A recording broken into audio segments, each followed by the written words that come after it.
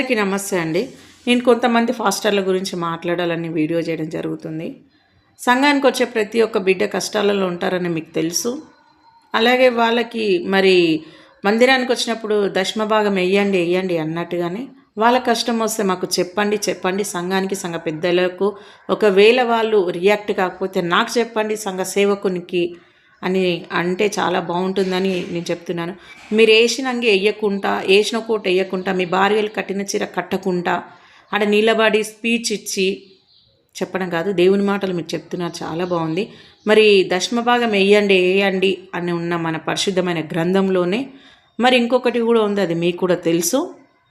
So కొంతమంది తెలియని వాళ్ళకు నేను చెప్తున్నా, సూది బెజ్జములోకి వంటనైనా దూరుతుందేమో కానీ ధనవంతుడు పరలోకం చేరడు అనేది ఉంది. అది మీ అందరికీ తెలుసు. ఎందుకంటే బైబిల్ని మీరు చదివి నవిలి ఉమ్మించిన గొప్ప గొప్ప ఫాస్టర్లు వేసిన బట్టలు వేయకుండా పెద్ద పెద్ద కార్లలో తిరగడం కాదండి, కష్టాలలో ఉన్న మన సంఘ బిడ్డలకు కూడా సాయం చేయండి అని చెప్తున్నాను. ఎందుకంటే చాలామంది చెయ్యరు.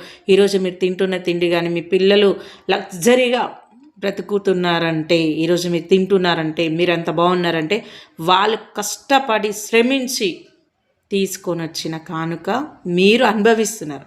కానీ దేవుడు అలా చెప్పలేదండి. శ్రమలో ఉన్న వాళ్ళకి, కష్టాలలో ఉన్న వాళ్ళకి, అప్పుల్లోకి ఉన్న వాళ్ళకి దయచేసి సాయం చేయండి అని ప్రతి ఒక్కరు చెప్తున్నాను. దయచేసి మీరు అన్యులు అని వాళ్ళ దగ్గరికి వెళ్ళకండి. మీదేందో మీరు మనదేందో మనం బోధించుకోవాలి తప్ప వాళ్ళలోకి ఏలు పెట్టి చూసుకొని వాళ్ళని గెలిగించుకోమని గ్రంథంలో లేదండి. వాళ్ళ దేవుళ్ళని దూషించే హక్కు మనకు లేదండి. అస్సలు ఎక్కడ దేవుడు రాయబడలేదండి. మీరు దయచేసి మత కల్లోలం పెట్టి, మీరు చర్చులు పెట్టి, మీ నోటికి కొంచెం కూడా అదుపు ఉండదు, అద్దు ఉండదు, భయము ఉండదు. ఎందుకు మీరు ఫాస్టర్లు అవుతున్నారో, ఎందుకు మీరు కొంతమంది ఫేకు ఫాస్టర్లు అయితే పైసా కోసమే వస్తున్నారు, అర్థమైందా? సో మీరు హచ్చులు ఉచ్చులు అని లేపుతున్నారు కాబట్టి వాళ్ళకి చెప్తున్నా నేను, ఇలా చేయబట్టంగా పడిపోతున్నారు కదా, కాళ్ళు వస్తున్నాయి, కళ్ళు వస్తున్నాయి, చేతులు వస్తున్నాయి, ముక్కులు వస్తున్నాయి. దయచేసి మీ అందరికీ నేను రిక్వెస్ట్ చేసేది ఏంటంటే, హైదరాబాద్ రండి. ఓల్డ్ ఏజ్ హోమ్లో ఎంతోమంది ముసలోళ్ళు ఉన్నారు, ఎంతోమంది గుడ్డి వాళ్ళు ఉన్నారు, కుంటి వాళ్ళకి లేపండి, అర్థమైందా? వాళ్ళకి సాయం చేయండి. అట్లాంటి వాళ్ళకి కళ్ళు వచ్చేటట్టు మీరు చేయండి. కళ్ళు మూసుకున్నాక ఆమె ఉఫ్ అని నువ్వు ఊదంగానే ఆమె కళ్ళు తెరుచుకోవడము అలాంటివి వద్దు. ఫేక్ చేయడం ఆపేసేయండి. ఇప్పుడు మీరు అనుభవించకపోవచ్చు, పైకి అయిన తర్వాత ఖచ్చితంగా అనుభవిస్తారు.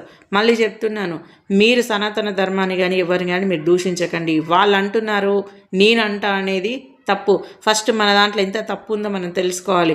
ఎంతమంది మీరు ఈరోజు సాయం చేస్తున్నారని తెలుసుకోండి, ఎంతమందికి మీరు హెల్ప్ చేస్తున్నారని తెలుసుకోండి. అందరు ఫాస్టర్లు